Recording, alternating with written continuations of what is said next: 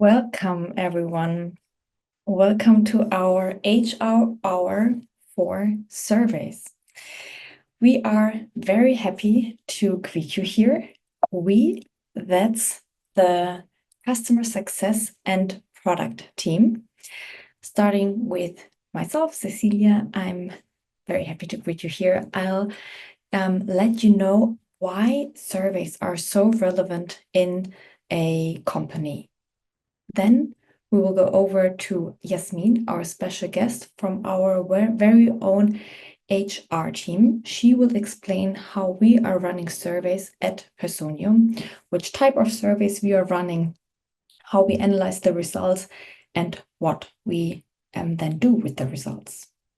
Jakob, as the product expert for surveys, will give you an interesting insight into the roadmap, and he will also give a live demo of Personio surveys in Personio. Dear Ines and Aleph are supporting in the chat, so you will see their names when posting questions in the Q&A function. So the agenda is as follows. We will be starting with the relevance of surveys, go over to a live demo. Then we'll let you know how we are using surveys at Personio, give you a roadmap insight, and at the end, there's time for your questions. Please feel free to ask questions about any of the above topics. Don't be shy. Speaking of questions, please adhere to the Q&A guidelines, pose your questions to the Q&A function, be interactive, yet respectful and polite, and stay on the topic. We have reserved 5 minutes at the end of the webinar for your live questions. Also, feel free to use the reactions down in the menu. Before we are getting started, I would like to let you know about another very interesting format, the What's New. It's taking place in English on November 20th, and we will be talking about the latest Q4 product releases. Now, let's get started with the relevance of surveys. Why are surveys so important? We are living in times of high fluctuation, real fluctuation or only potential fluctuation. In a survey from the end of last year with 11,000 participants, over a quarter of the participants said that they are considering leaving their job within the next year. That's over a quarter. High fluctuation comes with great uncertainty, a lot of instability and insecurity involved with it. And in times of war for talent, it can be decisive for the success or failure of a company. But of all people, you probably already know that and experience that. So now that we've seen that fluctuation is so present, and you can probably tell stories from your own life about that fluctuation. What can keep employees? That's engagement, among other things. We see that in companies with high engagement, there is less turnover. So employees who are really engaged and involved in their work tend to stay. Now, how can we rise that engagement? You can probably already guess it with feedback. Feedback can be crucial to rise the engagement. In another survey, employees were asked if they were asked for feedback. And while the good news is that almost 60% said yes, and that's in line with our results from our poll just now, we were a little bit higher with 70%.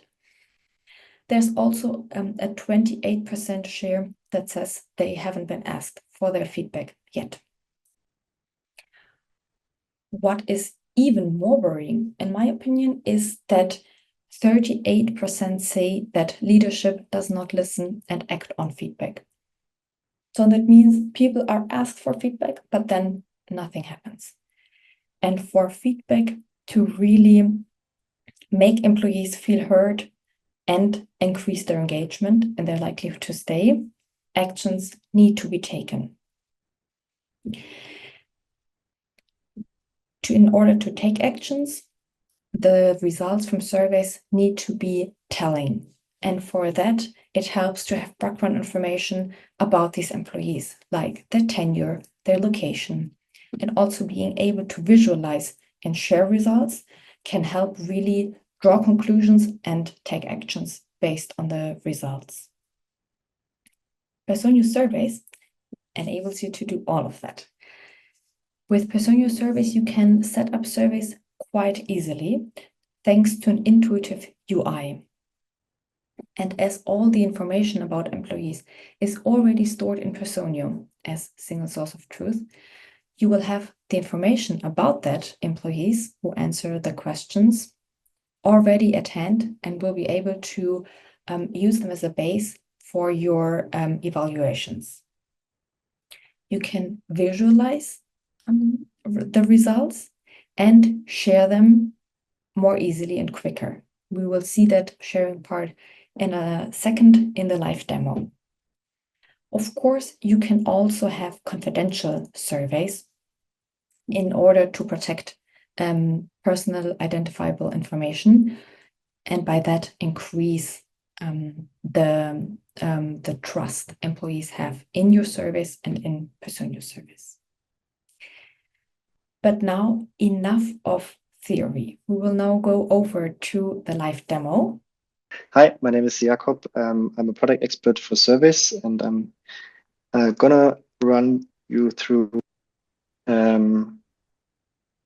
a demo of our survey functionality right now. Can you all see my screen okay? Perfect. Well, so this is the Personio dashboard where you, as an employee, would normally land on, and surveys, if you have booked the app, would be amongst the other apps here on the navigation bar as a nav icon. And when you click on it, you first get to the overview page. We've recently redesigned this, so this might look a bit different in your accounts. It gives you an overview of all the surveys you have created at your company. You can see the status of the survey, if it's open, closed, or drafted. You can also look at only the surveys you are managing, or even like group them by the status, so you have a better overview of that. It also shows you the progress, so you can easily see how many people have participated and when the survey will be closing, and the collaborators of the survey.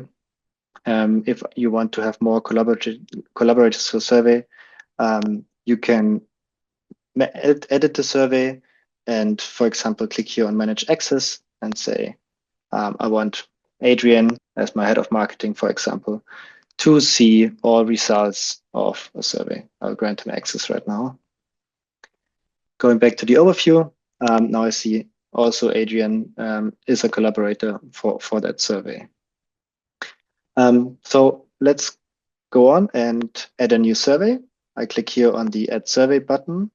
And first of all, I need to enter a name. Let's say I want to run a quick ad hoc survey on our team event location.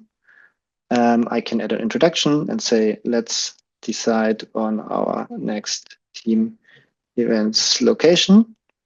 And the question easily is, where should we have our team event?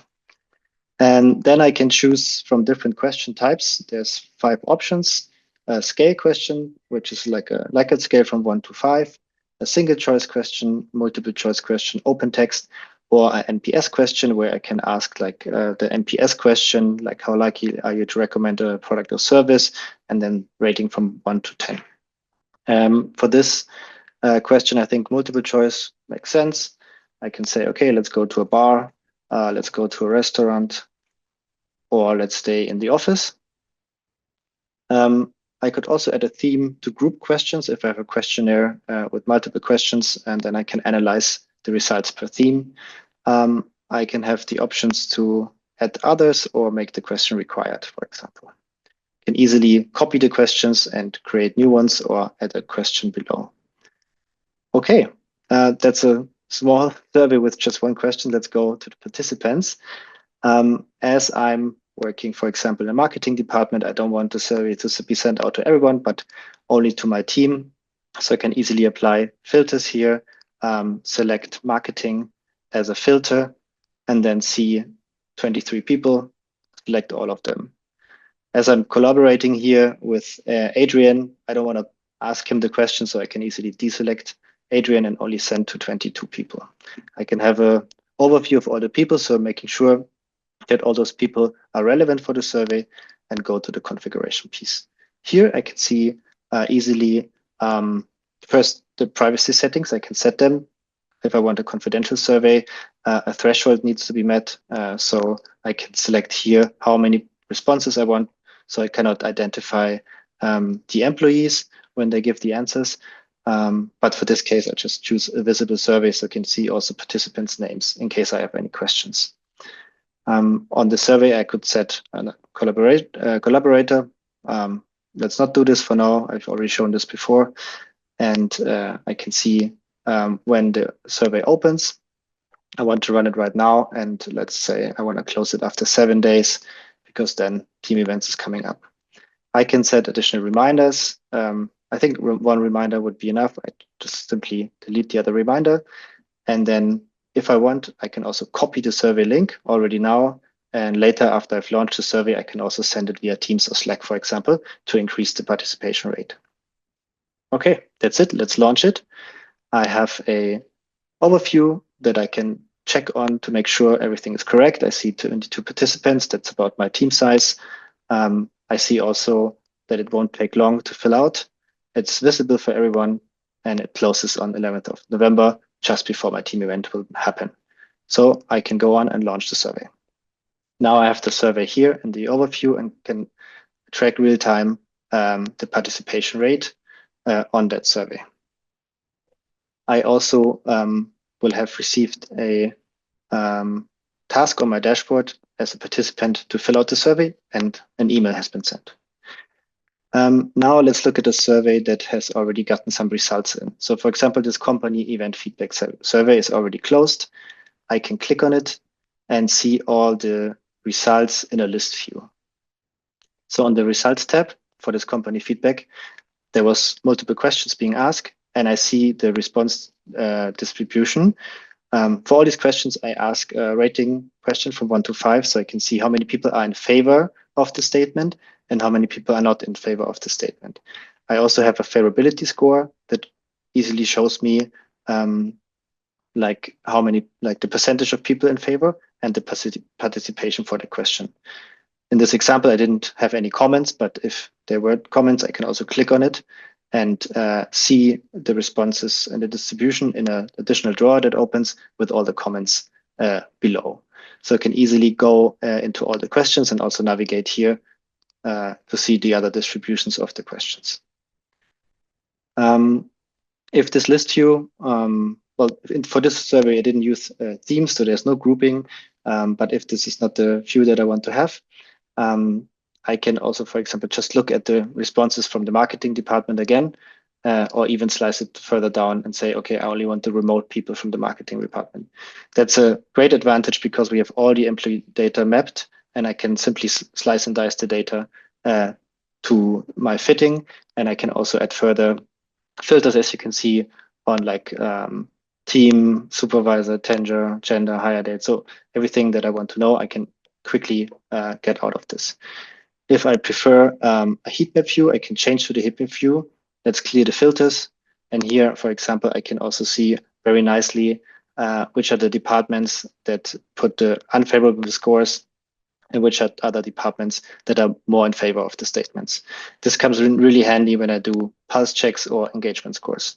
And here I could also segment, for example, for tenure and see that the people who are less time with the company, for example, not so in favor with the statements, and then the people who are longer with the company. And yeah, this is, I think, very intuitive and very easy to see. But what do I do with the results? I don't keep them for myself. So I can also go on and share the results because they might be relevant for the head of department or for the supervisors or for the different teams then to take actions on. So when I click on share results, I have the options to share with all supervisors. If this is, for example, an engagement survey that I run for the whole company, I could easily create reports that are for the supervisors, and then they only see the results of their team members. But I can also create custom reports for specific surveys. And let's hop on the reports tab and create one of these reports. For the supervisor report, I can just select the standard report so they can get only the results, or I want them to have more flexibility and enable filtering so they can also narrow down their responses and see from the filters where the problems are or where they can improve, for example. I can also let them enable heat map or show the text responses. So there's a standard version, or I go to the advanced version and I have everything selected. I can also select further filtering options to really customize the reports for them. And I can also decide if I want to include their indirect reports as well. Let's maybe just keep the direct team for them right now and create and review. I have all the supervisors reports created. There's 37 supervisors in Personio right now. I can go through it and see like how many responses do they have and maybe edit their reports as well. But if I'm fine with it, I can go and publish the reports. So now 37 people at the company will get the results of the company event survey for their teams and will be notified via email. So that's how I can create a supervisor report. For the custom reports, I have the results here, and I can customize before as in the list view as well.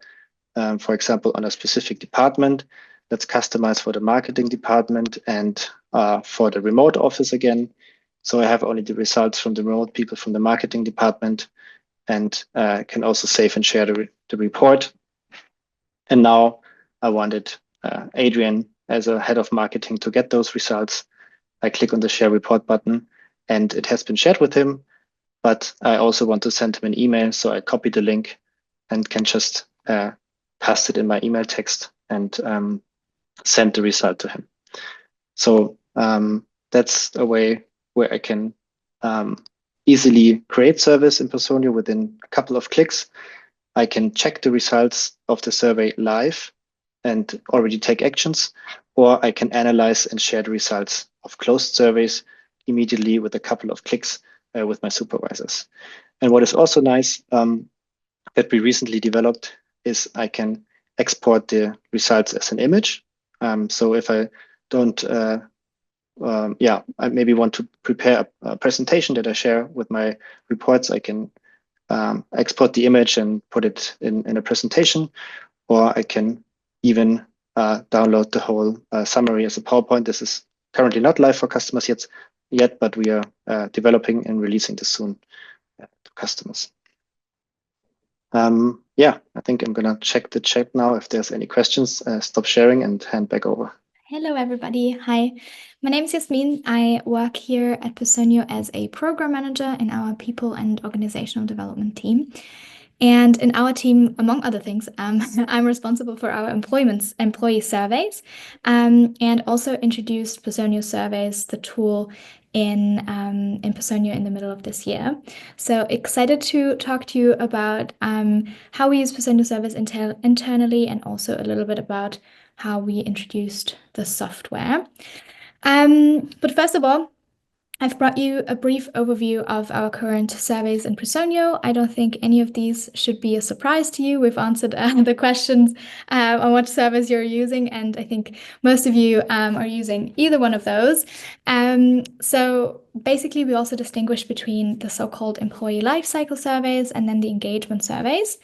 Lifecycle surveys are those surveys that take place at specific points in time in the employee lifecycle. You usually take each survey only once as you move through it. in which in these surveys we also asked for feedback on specific processes that take place at a certain time of the life cycle. In our case, these are the onboarding surveys at the beginning and then the exit survey at the end of an employment. Employee engagement surveys, on the other hand, occur a little bit more frequently. So if you're here for a couple of years, you might run into answering a couple of those, and they're not tied to a specific point in the life cycle, but rather take place at certain times in a year.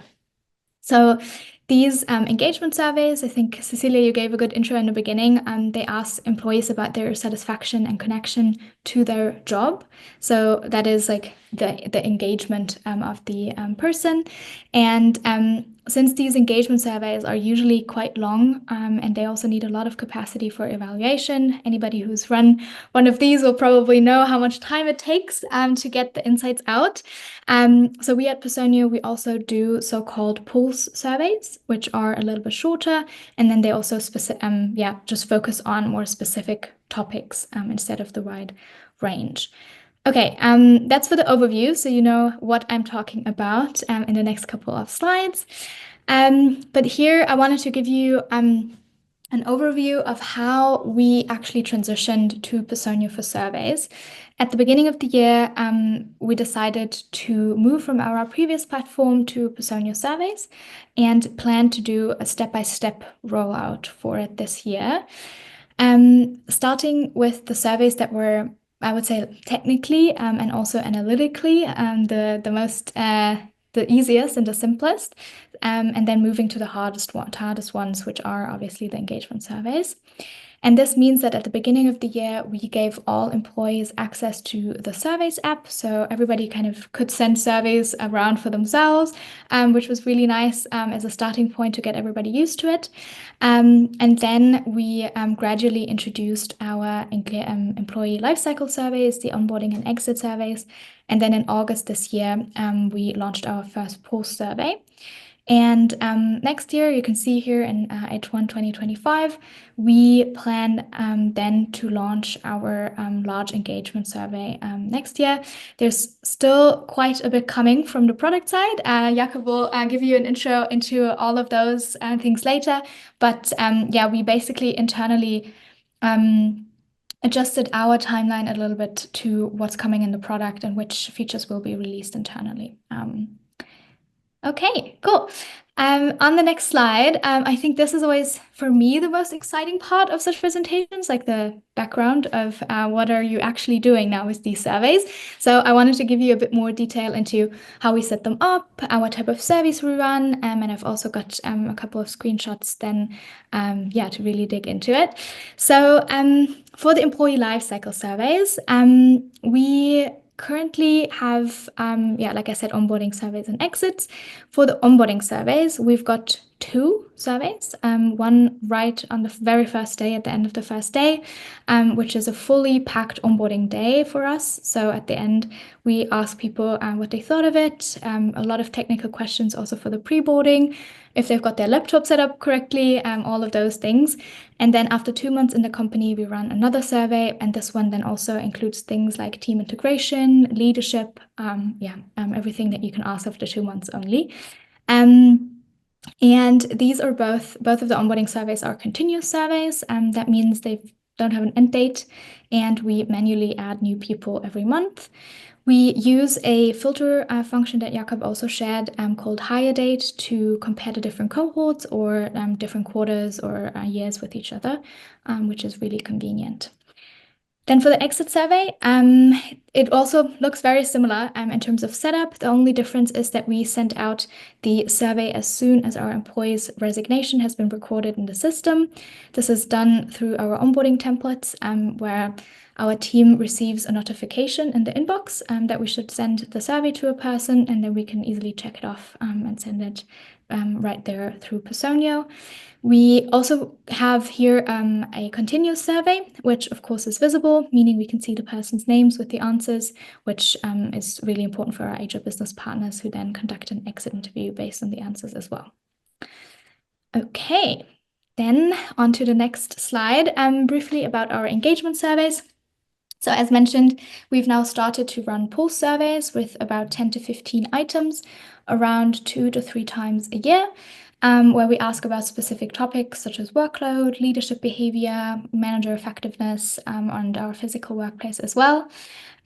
We here only sent out a limited number of those reports that Jakob showed to our managers, depending really on the focus of the survey. So just we wanted to keep it really simple and short. In contrast to the big engagement survey, we plan to do one each year. So coming next year, once the functionality is there, and this one will then also include the so-called engagement index. So usually 3 to 5 questions that scientifically measure employee engagement. And in addition to that, in the engagement survey, there's also something called driver questions. So that means areas that influence the employee engagement. And it can be on a wide range of topics: communication, transparency, salary, satisfaction, everything that you can think of can influence employee engagement, we include here. And this then also gives us the direction for our action planning. And here we also send out a larger number of reports to various leadership levels so that each manager has an accurate picture of the employee engagement in their area. One thing I haven't included, but I think it is trivial probably, the surveys obviously are not visible, so they're confidential surveys, so we can't see the name or the employee's name attached to the answer. And the identity also is further protected with a minimum number of responses. In our case, that is 3.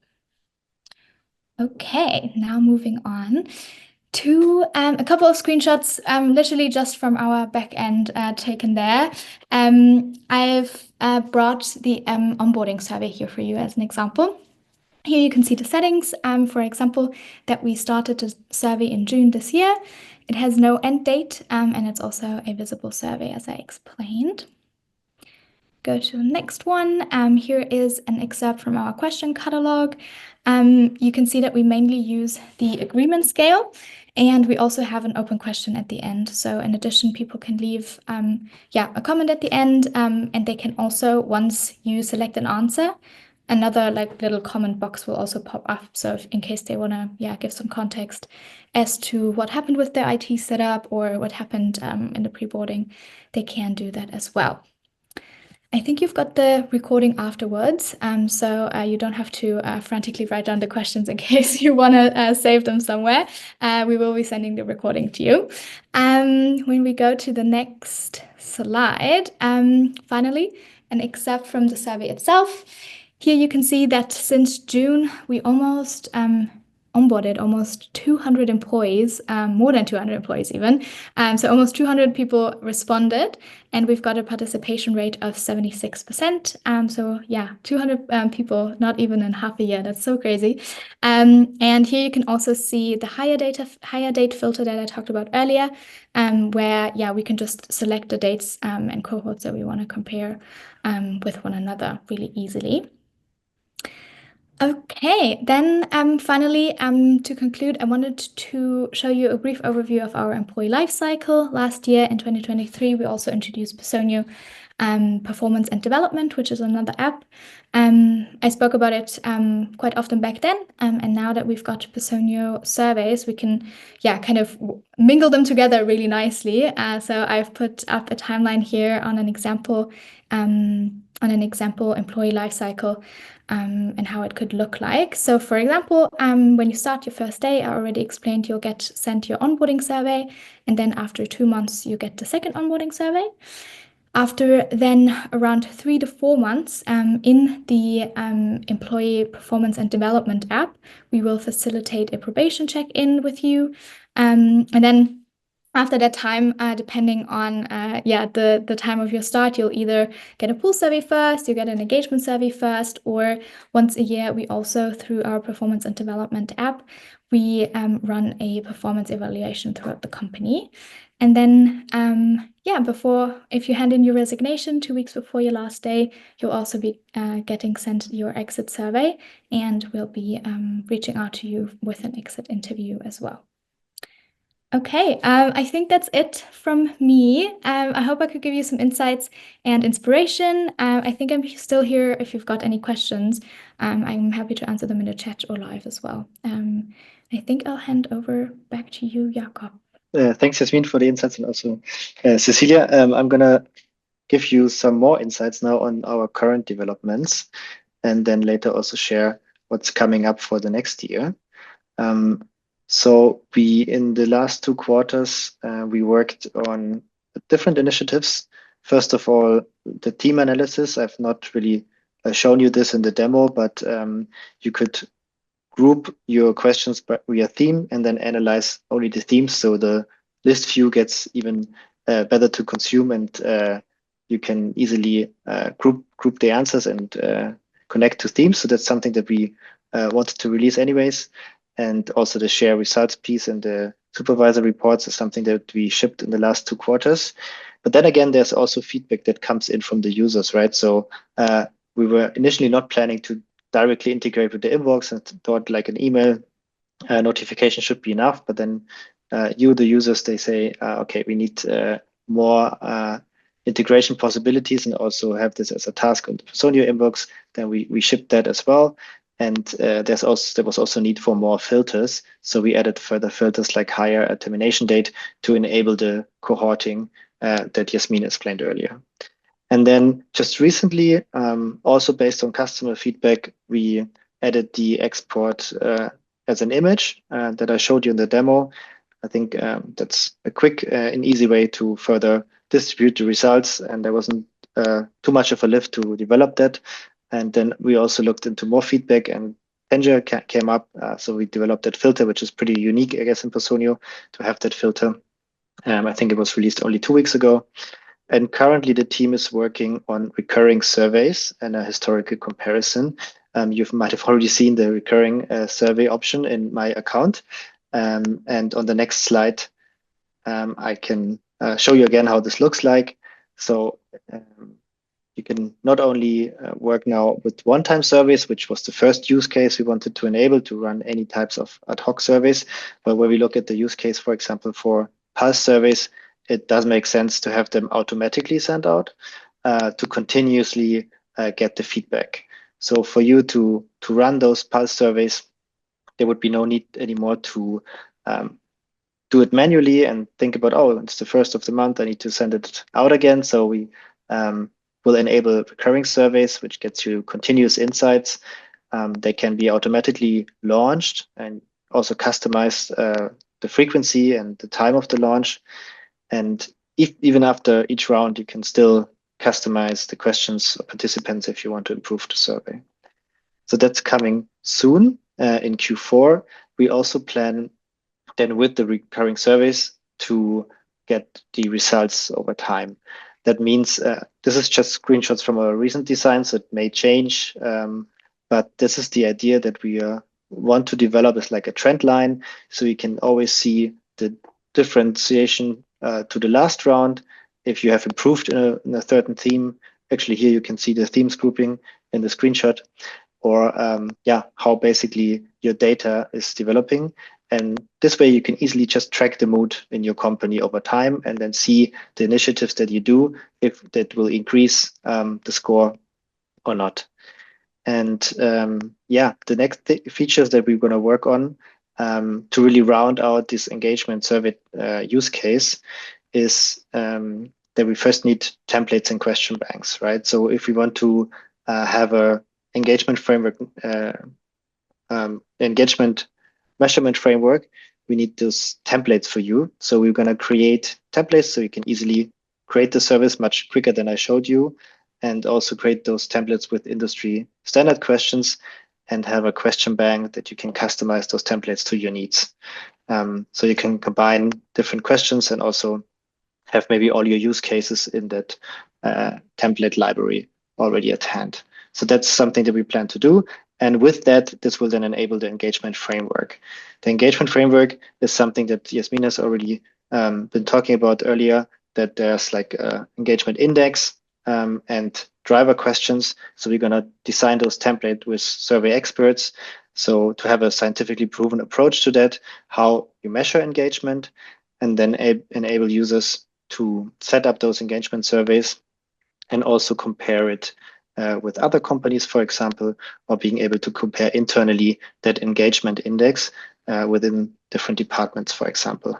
So that way you can easily run like an impact analysis and see where are the areas that you need to improve to drive up the engagement score, for example.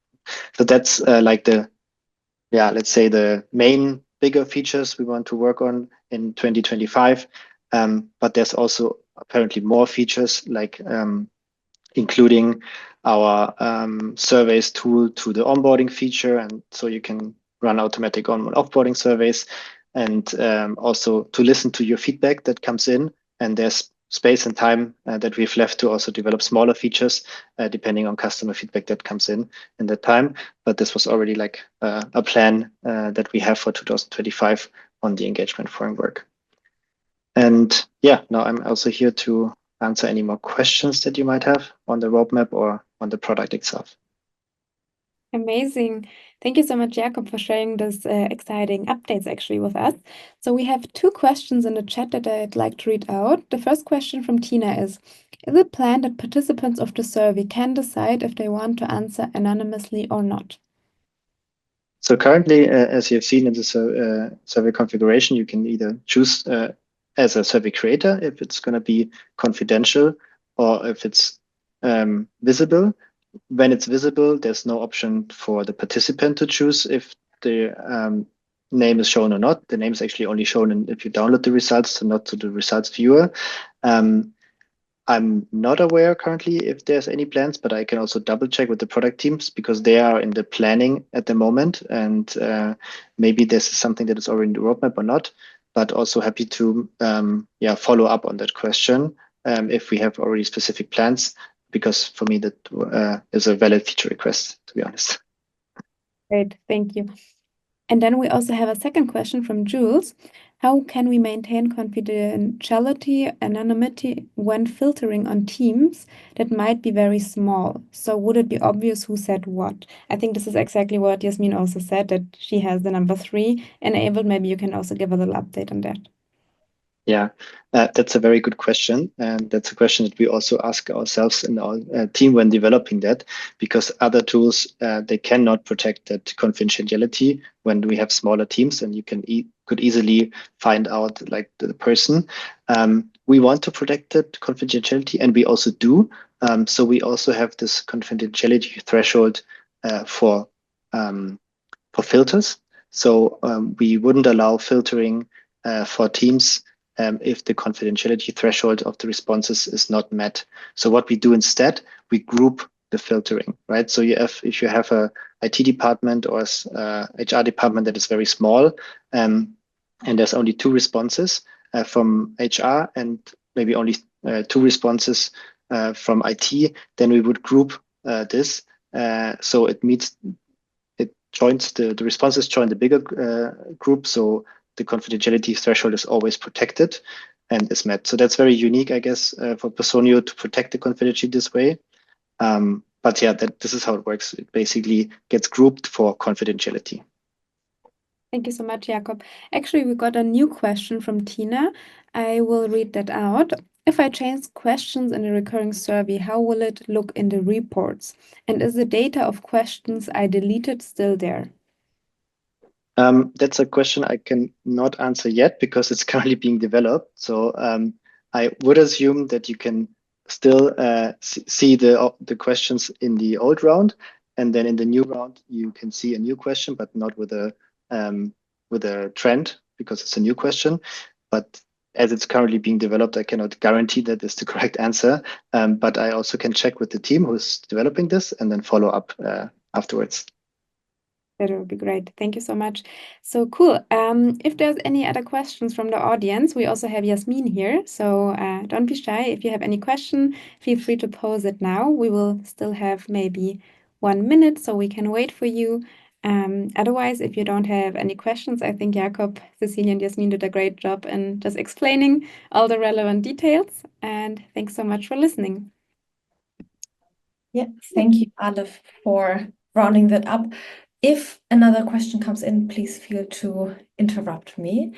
In the meantime, thank you very much for participating. We have seen how surveys can foster employee engagement and by that retention.